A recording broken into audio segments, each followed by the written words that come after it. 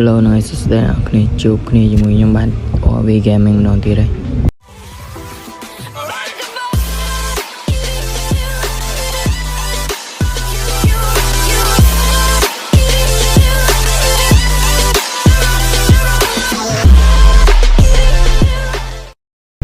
គឺថ្ងៃហ្នឹងគឺយើងមកធ្វើការចាប់នៅកន្លែងកោប្រេស៊ីលថ្មីដែល event គេទៅតម្លាក់មកដែរអ្នកគ្នាដែលខ្ញុំមាន12 token ជាមួយនឹងពេជ្រ 100k ជាងដែរហើយនេះអ្នកគ្នាខ្ញុំចង់បាន Rafinha មែនទេដោយសារ Rafinha ខ្ញុំមានដែរអញ្ចឹងខ្ញុំចង់បានអាថ្មីដោយសារវាមាន skill ល្បឿនអ្នកគ្នាឥឡូវយើងតេស្តមួយសិន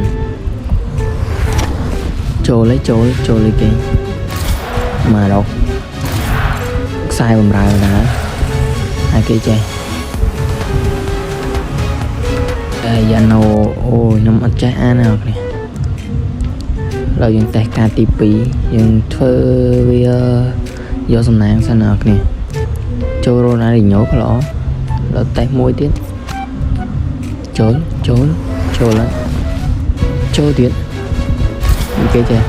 អូនេះទៅជាអ្នកចាំទីណាគេចេះ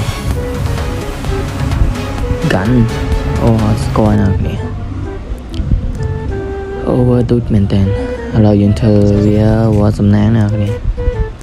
ឡូវយើងចំណាយ10 ticket ម្ដងនេះចង់ដឹងយើងចាប់ប្រហែលដងបានសង្ឃឹមសោះខ្ពស់ណាគ្នាឥឡូវយើងដាក់មកទៅ10ចូលលេខគេ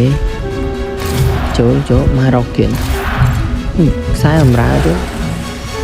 អូយណាគេតែទៀតអូយើងបានប្រេសិលដែរយើងបានប្រេសិល3នាក់ដែរឡើយដូច over ទូចណានេះហើយយើងធ្វើការលើកនេះយើងអស់អាតិកាហ្នឹងយើងចាប់ពេជ្រម្ដង10វាស្មើនឹង 30k diamond 30k ដបូងតើចូលមករក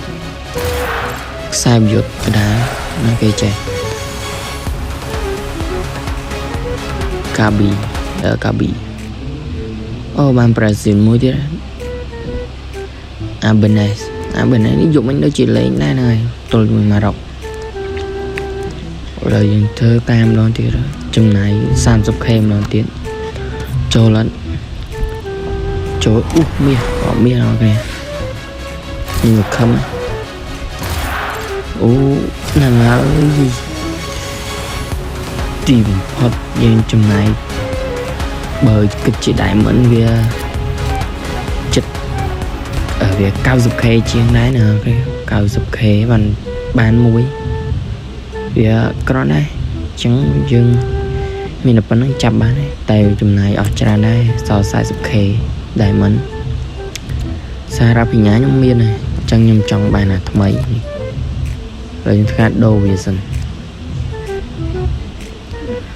អូវារោជន់គ្នាអត់ឲ្យអូរោខុសគ្នាតែវាដាក់ពីអត់បាន